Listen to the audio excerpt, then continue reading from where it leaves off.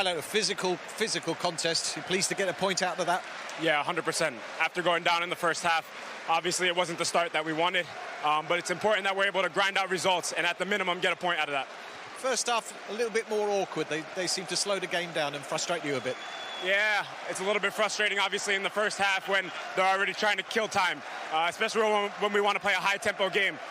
But again, it's important that we don't get frustrated. We stayed mentally focused. It was important to get the goal for us. New signings are settling nicely. Sinistero as well. Yeah. It's important that he's able to get minutes now, and you saw a little bit of a glimpse of what he's able to do, so he's going to be an important player for us moving forward. You had to battle through a couple of things like Rodrigo's shoulder injury. That didn't help. Yeah, of course. Rodrigo's an important player for us. Obviously, he scored a bunch of goals for us. A dangerous guy. I hope that he's all right. I didn't quite see what happened. I think it was his shoulder, but yeah, I hope that he's all right. In terms of the season so far, happy? Yeah, I think that, it's a learning process for us. A lot of new guys coming into a new league, trying to adapt. But it's important that we're able to pick up points early on in the season, but we're only growing from here. Thanks very much. Yeah, you got it. Thank you. Yes, it finished all square here at Elland Road. Watching alongside me, Joleon Lescott, Rachel Brown-Finnis and Jermaine Beckford with me. The wait goes on, Joleon, for that first Premier League win for Everton, but plenty of positives tonight? Oh, definitely. A lot more than the weekend. And if you look at the games in isolation, you're probably looking at the Forest game and the performance, you're thinking, yeah, they should have won that. But two games away from home, 2 points, it's positive. And as you said, it depends which perspective you're looking at. Is it 3 points from 3 games or is it 3 unbeaten? You know what I mean? At this moment in time, Everton aren't in a position to choose. They just have to grind out results. The frustration is getting in those winning positions and dropping points, which they've done in the last 2 games, Rachel. Why are they not able to see a game out at the moment? Well, they're not creating loads of chances. There were a couple of clear chances for Everton and Anthony Gordon took that first one. So when you're only creating the odd chance, you've been very efficient by putting that one away, getting yourself ahead. But if it was 0-0 at half-time, you probably could have, justified that was probably the right result. So they took their chance, which was exceptional, and that's what Frank Lampard needs the team to do. But they've got to build on that. They're still desperate to get that striker in through the door, with Calvert-Lewin still remaining injured, and maybe there'll be the potential for that continuing throughout the season. So they need, a focal point up top will help, because then that can free up the likes of Anthony Gordon, Dwight McNeil, and Gray as well. So there's still things to build on, but a lot of positives from tonight. Yeah, I'm sure we'll hear more from Frank Lampard a bit later about Neil Maupay as well, who was not in the squad tonight but has signed and hopefully can give them a bit more of a focal point going forward. From a Leeds perspective, Jermaine, how important was it for them to come from behind tonight and avoid back-to-back defeats? Well, it showed great character. Everton defended really, really well. They were really well organised. It's probably one of their best performances of the season. So to try and dissect that and break that down a little bit was always going to be tricky.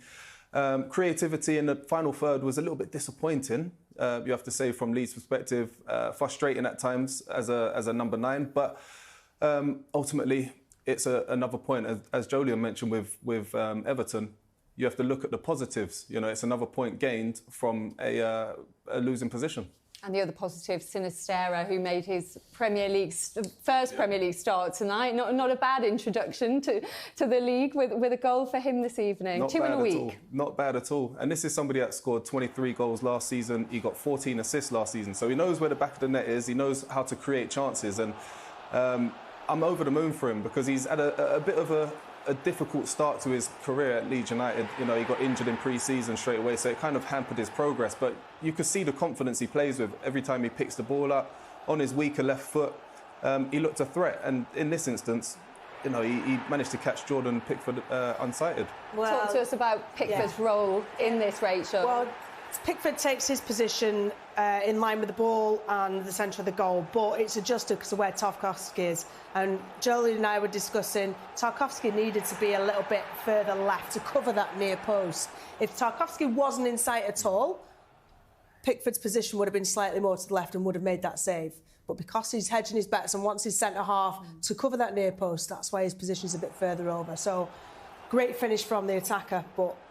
Yeah, again, I echo what Rachel's saying now. I think Tarkowski's left shoulder needs to be overlapping the near post, and if it does that, it allows Pickford to adjust his position more accurately in position to the ball, in relation to the ball, but it wasn't the case. It's not a glaring error, it's just the finer details. In the Premier League, you get punished for them.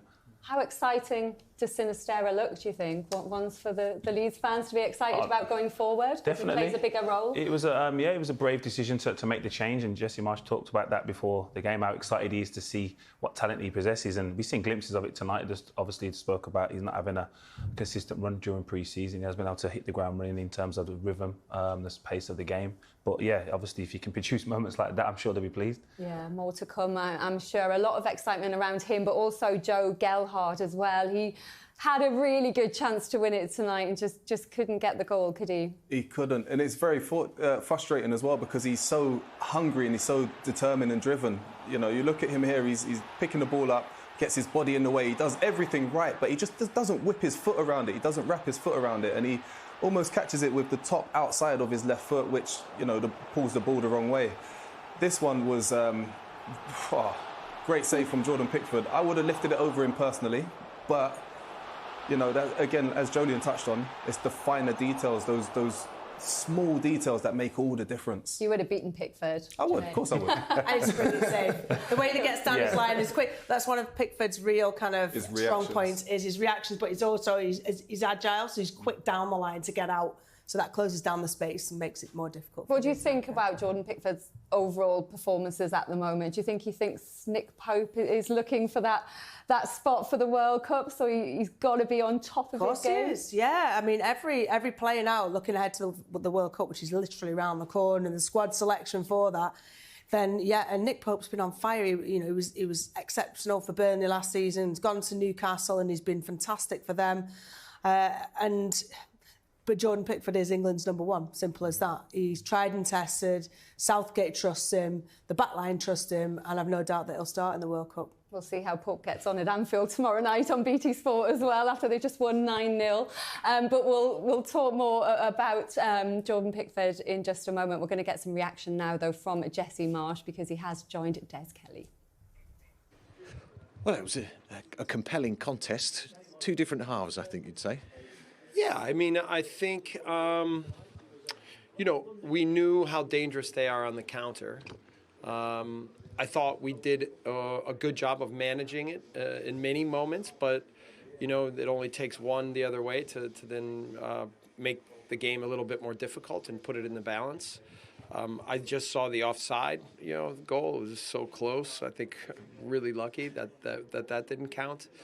But you know, what I see with our team is a team that's growing and getting better. And now, you know, we can be good with the ball, we can be good against the ball, we can be good in some transition moments. Obviously, we need more goals, right? And so, but I'm really pleased with where the direction we're going, and the players that we have, and the look of our team right now. You seem to be upset about the timekeeping, should we say? Yeah, it was terrible. I thought that part. You know, and this is classic. I mean, for me, you could see when the players from Everton are kicking the ball away in the first minute of the game that it's clear that they want to take the energy out of Ellen Road. This is still an entertainment business, and I wish that the referees would have handled that a little bit better and created more urgency. And after it was 1-1, then it became an entertaining match, but it was too late. The referees had chances to affect the game in different ways, but they didn't take advantage of that. New signings are settling nicely, yeah. Of course, the goal scorer tonight. Yeah, really happy for him.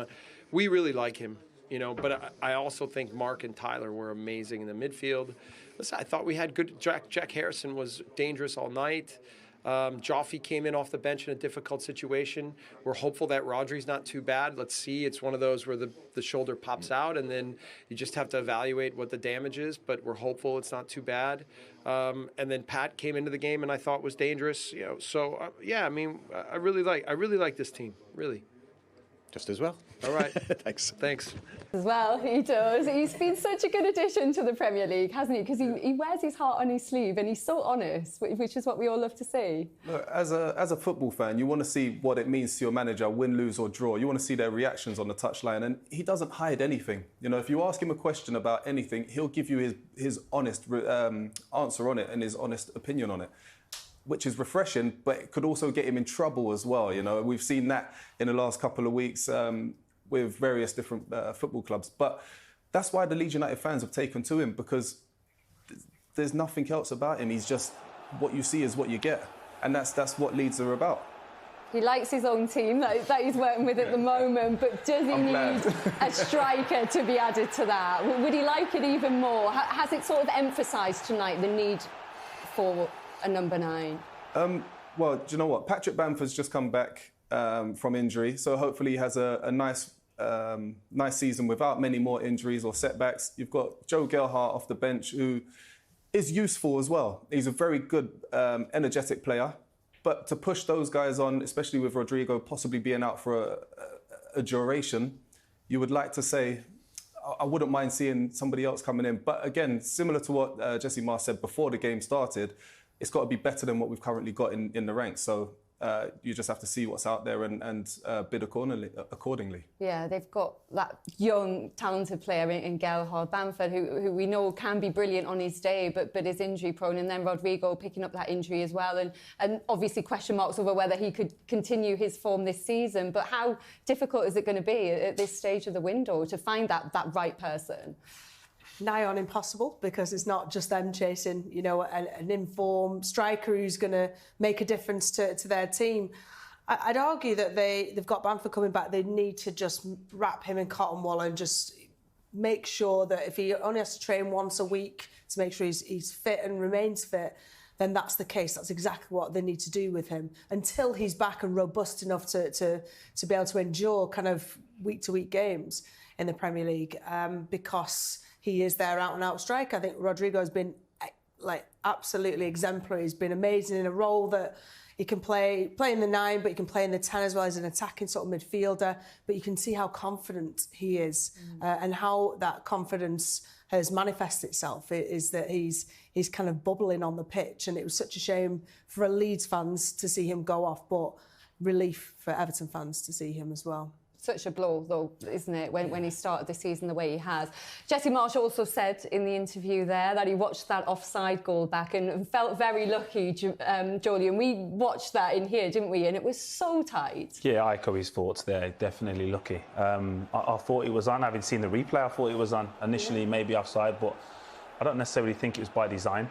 They've got caught in no man's land, some of them defenders, and Anthony Gordon can't play any early. It's a great finish, to be honest, for the Mario Gray. But here, the laws change every year. I don't know where to start. It was the T-shirt rule, the sleeve rule last season. Now it's the armpit. I'm like... The armpit line now, isn't it? So. Yeah, again, it would be frustrating as a goal scorer, but yeah, as a defender, you take what you can get.